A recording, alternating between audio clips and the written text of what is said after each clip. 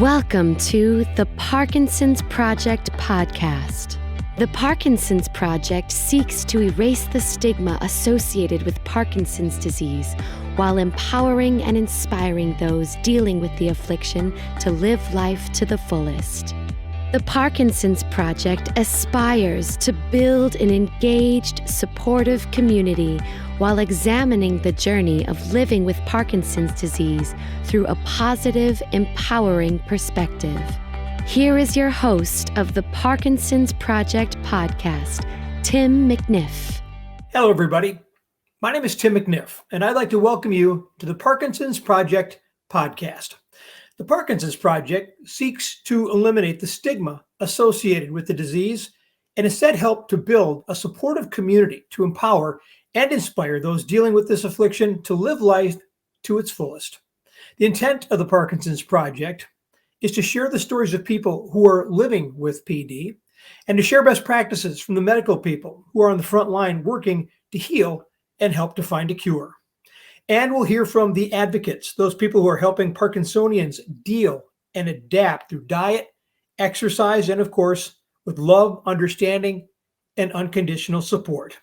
We try to keep our episodes to about 20 to 30 minutes, but if we're in the middle of a compelling discussion, we do reserve the right to extend that conversation to a second episode with the intent of delivering tangible, beneficial content to all of you who engage with us. And we encourage that engagement with an ultimate goal of putting ourselves out of business when there's no longer a need to talk about Parkinson's disease.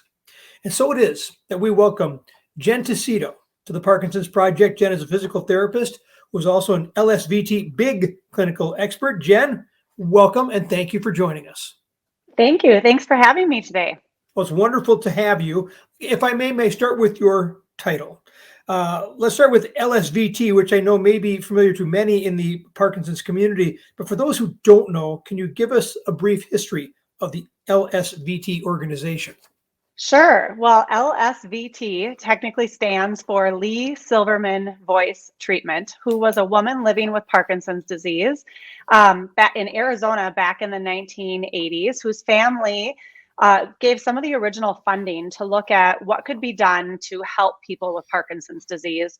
At that time, the goal was they wanted her to be able to speak louder and be able to, have better communication with family, to connect with family. So the initial research was done on voice treatment, which is delivered by speech language pathologists. And when the treatment evolved in the early 2000s over to movement as well, they shortened it to LSVT so that we have LSVT Loud to describe the speech treatment and LSVT Big to describe the movement treatment, which is what physical or occupational therapists would do. Okay, when I was first made aware of you, someone said Jen Tuccitto, who's with Big and Loud. And I thought, are you talking about the person? What are you, so it was sort of an interesting introduction. How did you first become involved with LSVT? So crazy enough, one of my bosses with Courage Kenny Rehabilitation Institute, where I work here in Minnesota, had been a lab assistant in Dr. Lorraine Ramig's lab in Colorado many, many years ago. So when she heard about this treatment coming out, she said, I think you should go to it. I had kind of become our lead for Parkinson's in our facility, and it was a new thing. So when I was trained in doing LSVT Big as a treatment option for patients back in 2009, I became one of less than 300 people in the world that had been through the training. So some of the first classes that they had on providing this treatment. Well, my understanding is your work with LSVT expanded to the point where it actually took you away from some of your other work. Is that fair or accurate to say? Yeah, so in 2011, I actually started teaching for LSVT Global, the company that created all of the treatment. So I started traveling and teaching continuing education workshops for physical and occupational therapists all around the world. Actually, my second trip was on a plane into Germany to teach through a translator in German. So kind of thrown to the wolves right off the bat. But it was very fun to connect with people living with Parkinson's all over the world. Parkinson's is Parkinson's no matter where you are. If you're here, you're in Tokyo, you're in Berlin, you're wherever, you see the same things, which is very amazing and has been a really cool experience to have as a therapist. Well, you were actually recommended to me by someone who you worked with. And of course, because of compliance, we can't identify that person. But what are the benefits of LSVT, and specifically, should I separate it? I have written the Big and Loud program, but it sounds as if we are talking about two distinct, different forms of therapy. Yeah, we are. So the LSVT Loud is specifically for speech and LSVT Big for movement. But just like you said it, Big and Loud, it's really how it's referred to often in the community. I get referrals from physicians that say Big and Loud program. So it's kind of become known by that. Easier than remembering those words LSVT, right? But both treatment programs are intensity-based treatment programs. So patients come in, they see us 4 times a week for 4 weeks. They spend 60 minutes of one-on-one time with us, where we focus on training them how to use increased amplitude of movement to compensate for the ever slowing and ever getting smaller movements that are a part of Parkinson's disease. So the idea is, can you take someone whose movement patterns have started to become too small or too slow and train them to move even bigger than they would normally default to have them kind of settle in that happy medium of what we consider normal movement. So we do it intensively. We work on 7 exercises together in the big program.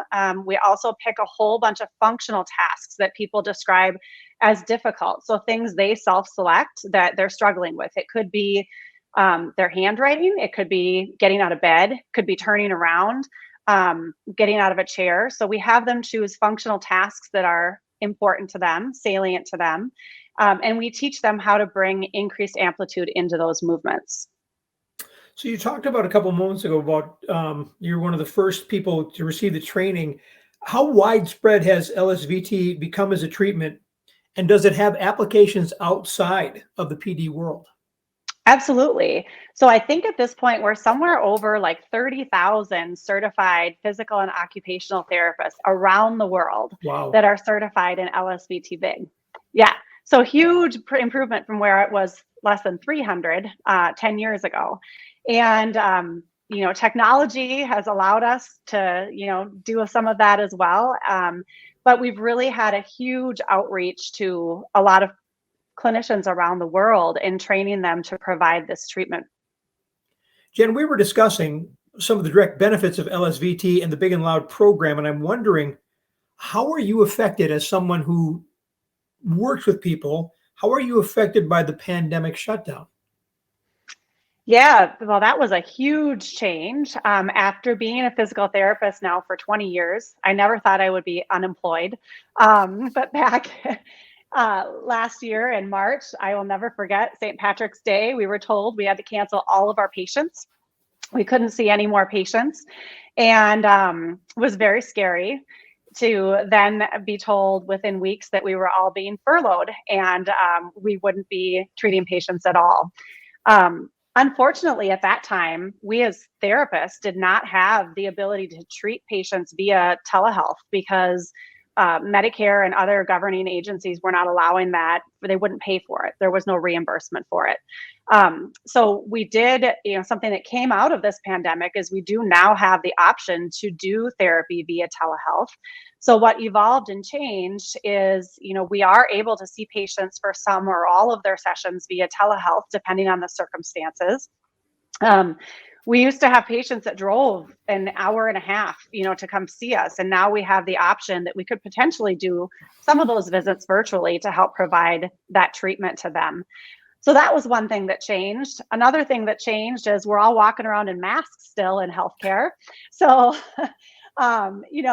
when someone's shuffling or moving their feet small and you have a mask in your way of seeing down, it's a little bit more advanced training, right? And trying to figure out cueing for moving bigger and, just keeping things really fun and engaging. So the pandemic changed things in rehab, maybe forever. I hope we never lose the ability to continue to do telehealth because I think that's amazing.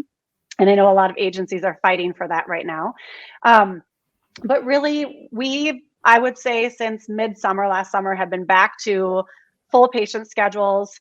people are getting more and more comfortable coming back into the clinic, and we are busy as ever delivering LSVT BIG and other treatments in our clinic. Nice. It has been said that if you know one person's with Parkinson's disease, well, then you know one person with Parkinson's disease. I'm wondering, does that pose a unique challenge when it comes to your job and trying to find a method of therapy that can benefit potentially a wide range of patients? Yeah, definitely. So, you might get someone who's brand new diagnosed. They may come into the clinic and say, hey, they gave me this miracle drug, this carbidopa-levodopa, and everything's great. And I don't think I need you. And then my role is really convincing them that actually you do, getting you going with exercise, intensive exercise, therapy intervention. The sooner we can do that, the better your path will be with this diagnosis. So to some degree, I'm sometimes convincing people that, hey, you do need this, and let's get started right now. They say people with Parkinson's typically have had Parkinson's for 5 to 7 years before the motor symptoms actually show up and before they actually are diagnosed. So even when someone's newly diagnosed, it doesn't mean the diagnosis is new. It's been there for quite some time. And so helping them to learn that this medication just masks your symptoms. And what we're going to do in therapy and in exercise is going to try to help you slow that progression potentially of the diagnosis. Really the idea that exercise is medicine, and the more active you can be, the better off you will be. Really there's a use it or lose it phenomena. You're either going to do it, you're going to be active, or things are going to fall apart faster than you want them to. So that's one end of the spectrum.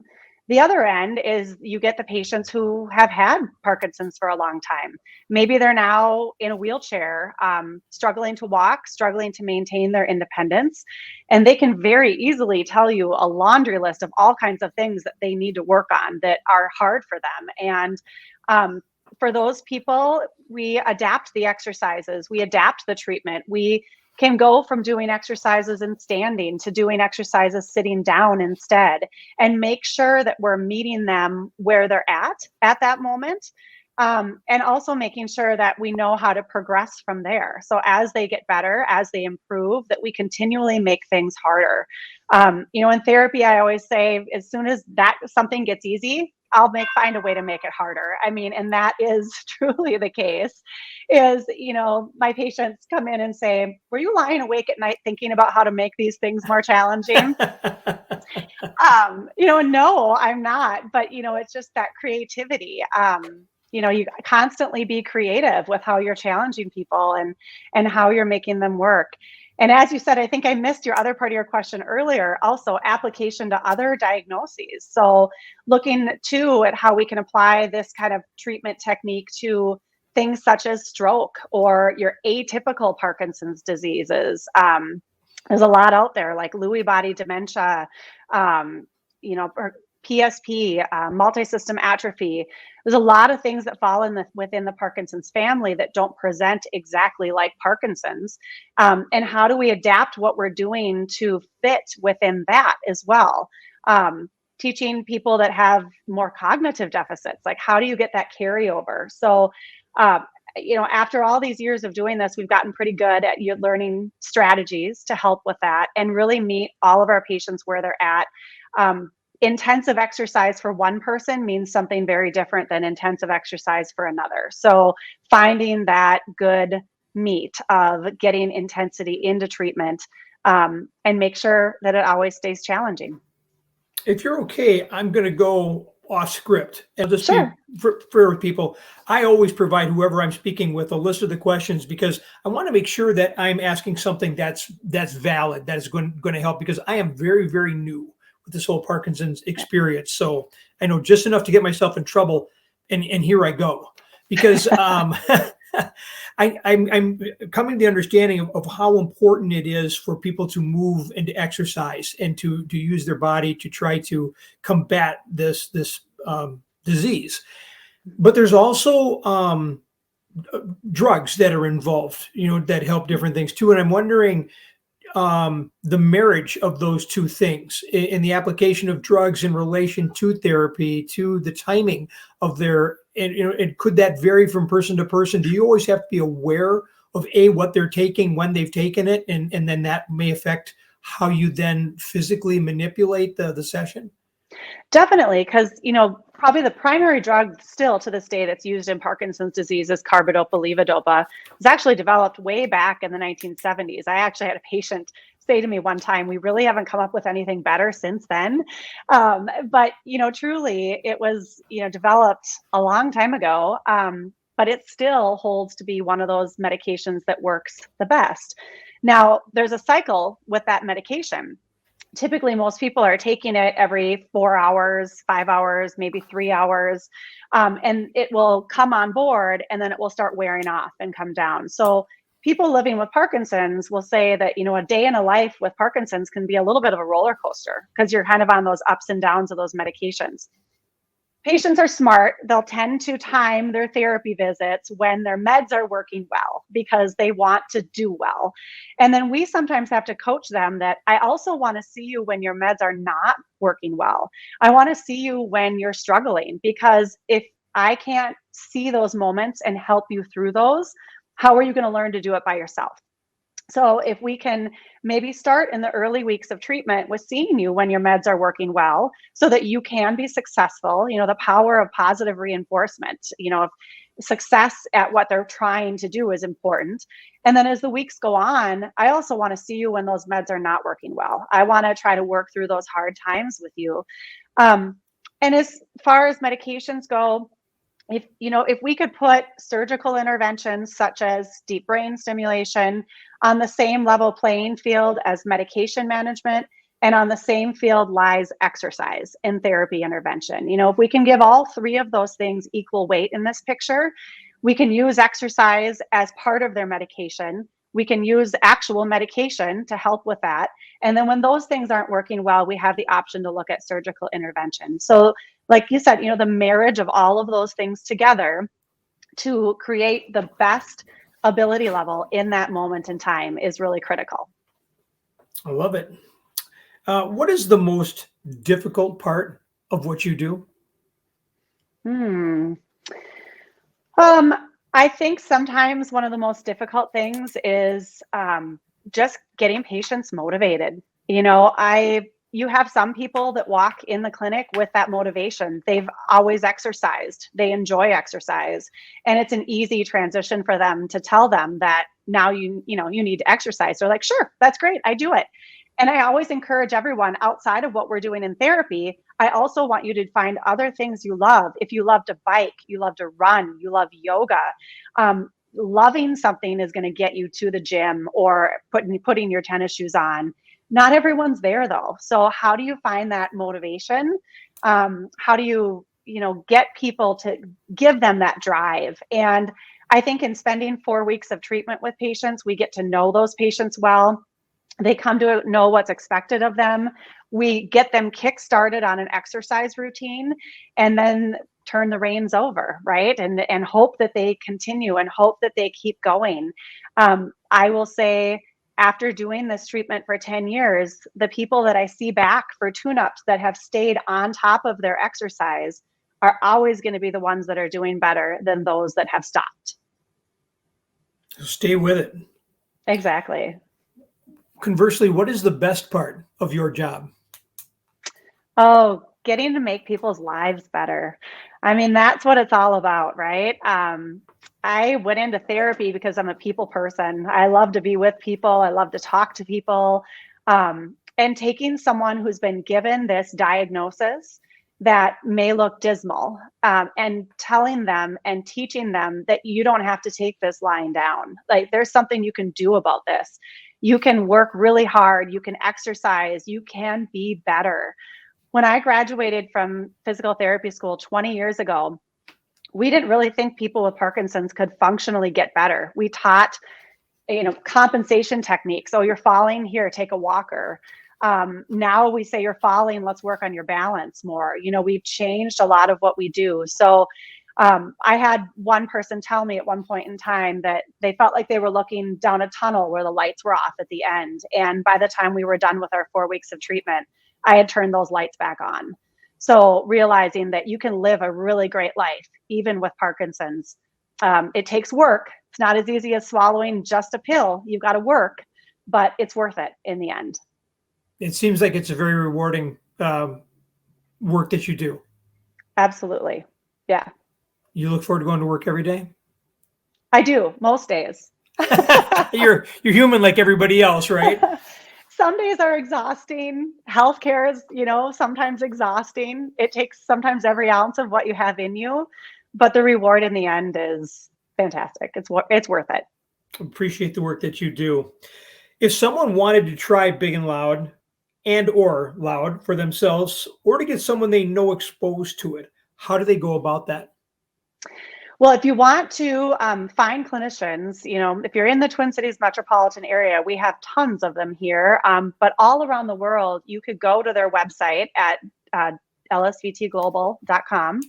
There is a Find a Clinician tool on there that people can help research and find where certified therapists live and work to help provide that treatment for them.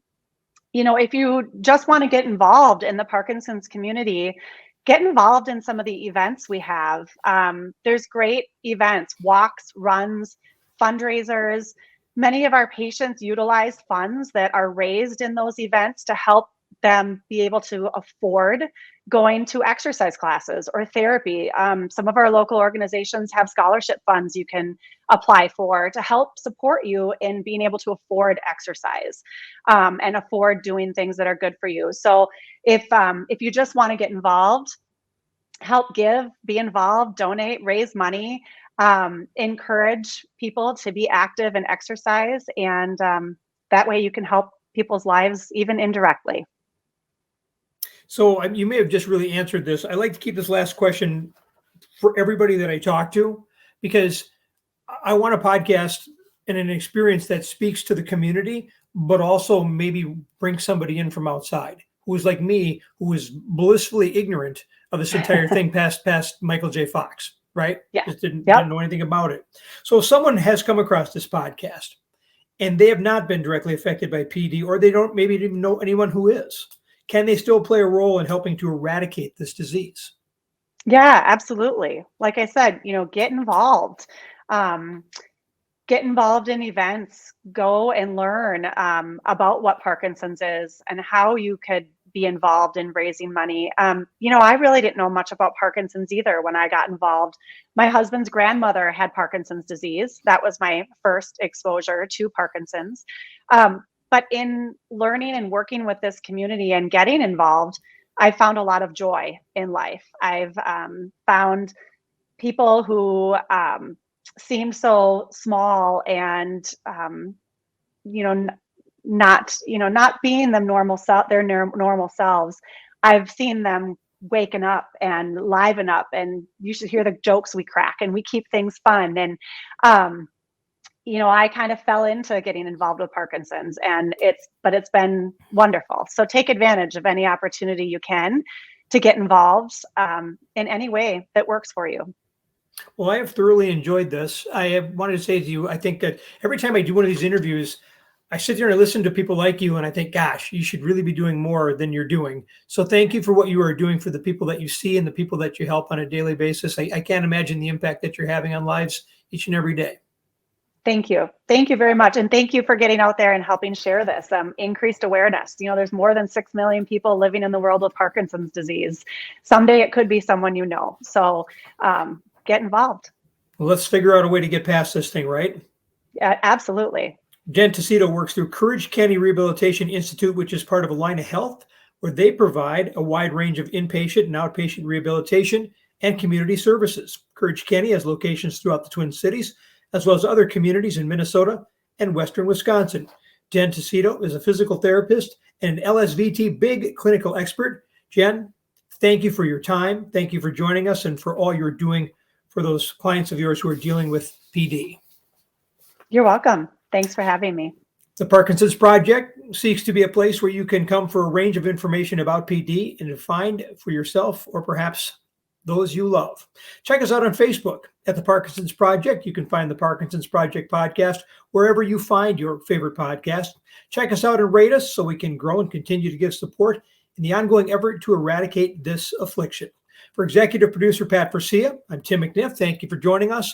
We look forward to meeting and working with all of you as we seek to build a supportive, empowering community through the Parkinson's Project. Thank you for engaging with the Parkinson's Project podcast.